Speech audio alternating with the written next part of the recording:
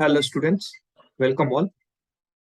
So in this video, I will be discussing about the recent data protection bill and the reasons for the withdrawal of the bill by the government.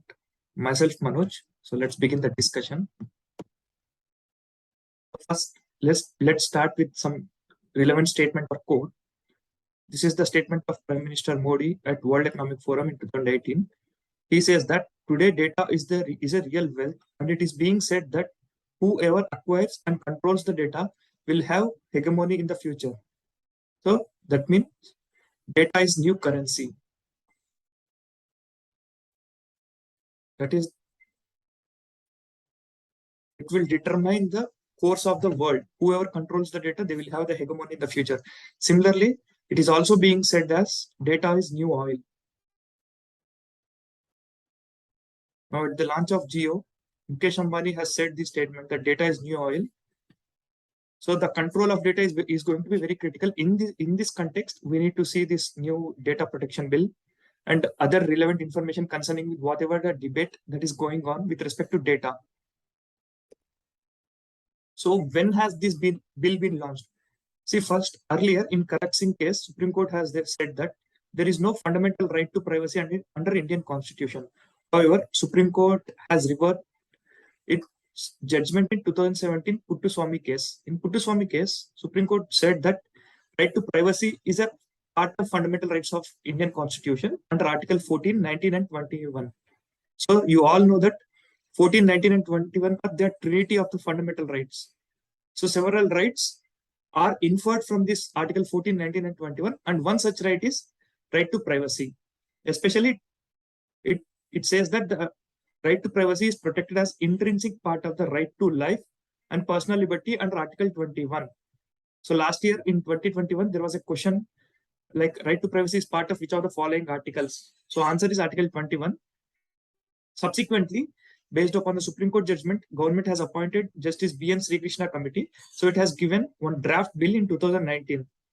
And it was again referred to Joint Parliamentary Committee, which gave its revised, it has gone through total draft bill submitted by B.N. Sri Krishna Committee, and it has given certain recommendations, certain amendments.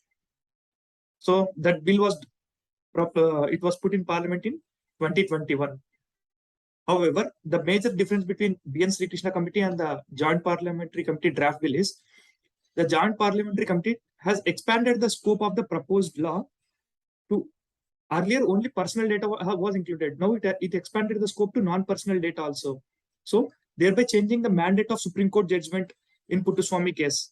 So it has now covered total broader data protection. Both personal and non-personal data were part of this draft bill submitted by Joint Parliamentary Committee.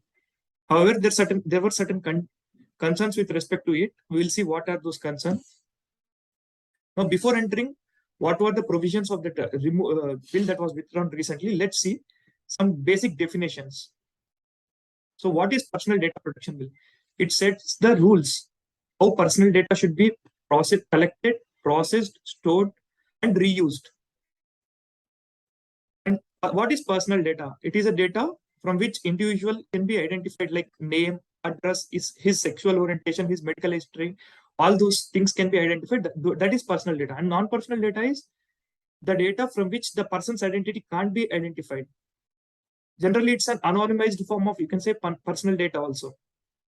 Next, data principal. The individual whose data is being collected, stored, and processed. For example, say, my data is being collected by some company X. Then here I am the data principal because my data is being collected, processed, and used. Data transfer. It is transfer of data across the countries or across the borders. Next, data localization. Data localization is act of storing data on any device physically present within the borders of country. It means that, say, within India, the data collected of all Indians should be stored in India. If there is any such principle, that principle is called as data localization. All the data of Indians should be stored in India only. That is data localization. And data fiduciaries. Fiduciaries are those entities who collect and handle the data. They may or they may not process the data, but they collect and handle the data.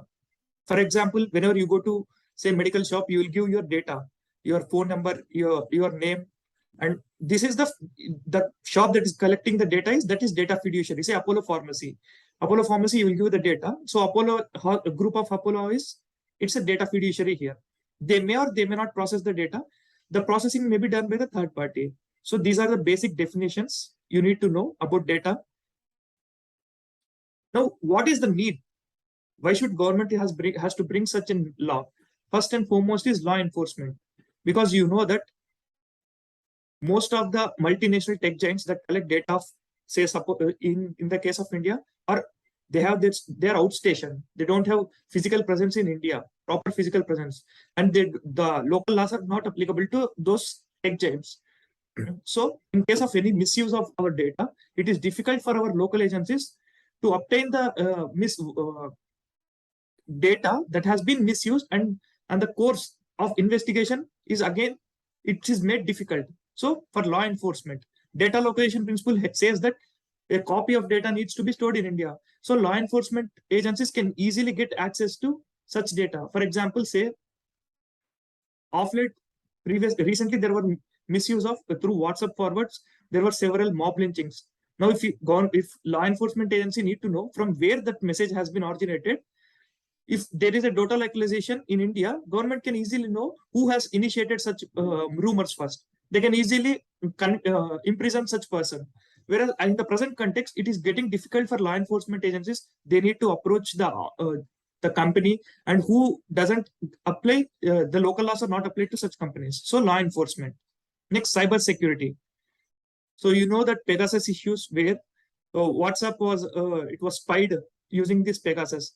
Now, in that Pegasus case, the data principle, they don't have any. Now, India doesn't have any data privacy law.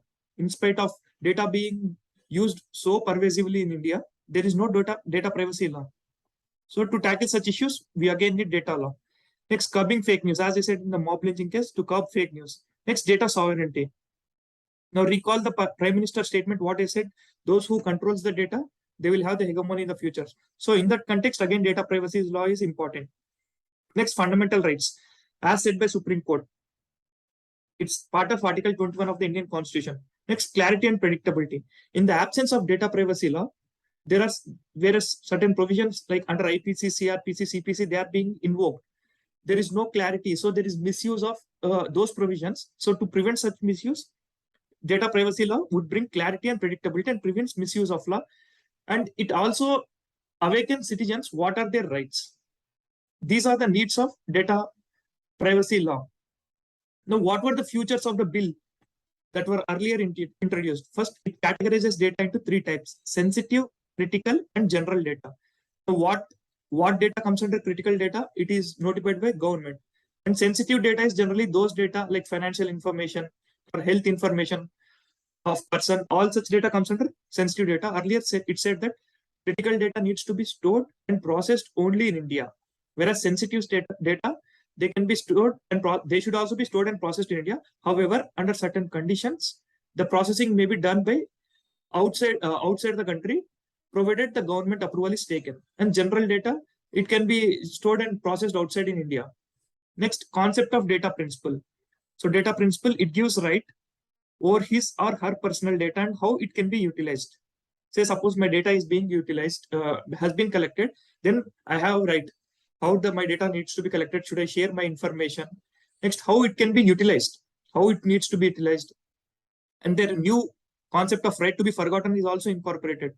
For example, say, right, what do you mean by this right to be forgotten? Now, if I type, just go back and search your name in internet, Google, see what are the search suggestions shown to you. Now, if there is any suggestion which you don't like, then you can write to Google saying that such content in search should not be popped up. Now, that is called as right to be forgotten. So the individual has right to remove his consent for data collection and disclosure. However, certain exemptions were given to security agencies that they need not adhere to the provisions of this law. Next, independent data regulator, data protection authority. Next, data protection officer. So separate institutional mechanism was devised how to implement the law. Next, user verification mechanism. So significant data fiduciaries, they need to develop their own user verification mechanism based on the severity of the data. Okay, so authentication all needs to be done by the data fiduciaries itself. Next, data localization. Non-personal data can be stored and processed outside. However, with respect to sensitive and critical data, data localization was strictly needs to be adhered. Now, why the bill has been withdrawn now? See, first and foremost, several changes were made. Too many changes. After the Sri Krishna Committee draft bill in 2021, after 2 years, Joint Parliamentary Committee has made 81 amendments and several revisions to the provisions suggested by Sri Krishna panel. So, in such a huge number of amendments, government felt that instead of making such huge number of amendments, let's bring a comprehensive law. Since all the stakeholders' concerns have been taken by Joint Parliamentary Committee, a comprehensive law would be a better way. Next, there were several concerns from tech industry. For example, startups have said that it will impose huge compliance burden. Now, you know that compliance regulatory burden is it's an important issue, and it is stifling economic growth, which has been said by Economic Survey time and again. And Economic Survey 2016 says that regulatory cholesterol, it uses the term regulatory cholesterol, which is inhibiting the growth of India. So here startups have said that the provisions are very strict. For example, most important is data localization. There were concerns with data localization and non-personal data. What do you mean by non-personal data? How it needs to be accessed. Since data localization has been made mandatory, it means that you need to create infrastructure like data parks within India to store such huge amount of data, and cross-border exchange of data has been made stringent. So if a company wants to collaborate, say some Indian company wants to collaborate with other company in foreign on some research project, say some on biotechnology project, then it needs to obtain permissions from government. So this is again regulatory cholesterol is being coming to picture. So it stifles the research, economic growth, and other things that were highlighted by these startups and tech giants like Facebook, Google. Similarly, America and USA, Europe and USA have objected to such stringent data localization norms, which goes against the principle of open economy. In a globalized world, you can't stifle such free flow of data. This is what they have said. Next, expanded the scope. As I said earlier, it included non-personal data also. So broader data protection it has included. So this expanded, it again necessitated new comprehensive law. Next, there were some controversial clauses. Like, as I said, on one hand, it imposes strict regulations for private agencies. On the other hand, certain government agencies were kept out of the purview of the law in the name of public order, sovereignty. So these terms are too broad and generalistic. So they are prone to get misused. So concerns were raised with respect to such terms and government agencies being kept out of the bill. Next, stricter regulations for social media platforms. So all social media companies which do not act as intermediaries should be treated as publishers. It means that they would be held accountable. Like once this bill comes into picture, becomes an act. So giants like Facebook, Twitter, they would be held liable for the post shared on their platform. Again, this has been the concern of social media companies. So in the light of these various recommendations made by Joint Parliamentary Committee and the concerns raised by various stakeholders, government has decided to withdraw the bill and to come up with a comprehensive legislation. So what should be the way forward?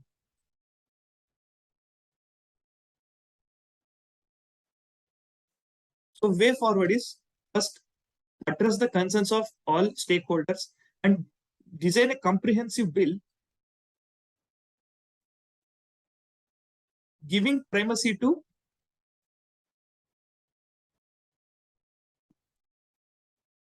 not privacy, and mean giving importance to data privacy.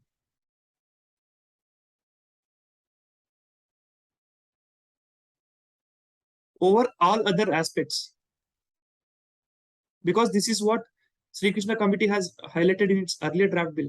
Because Justice Sri Krishna has said that once the bill suggested by Joint Parliamentary Committee becomes an act, then India could turn into an Orwellian state. It means like state becomes the spy over its citizens. So such concerns needs to be addressed. I hope the information I have given is sufficient to answer any question with respect to data privacy, data protection bill, and data privacy aspect of data privacy. If this video was useful, please comment and share, guys. Thank you.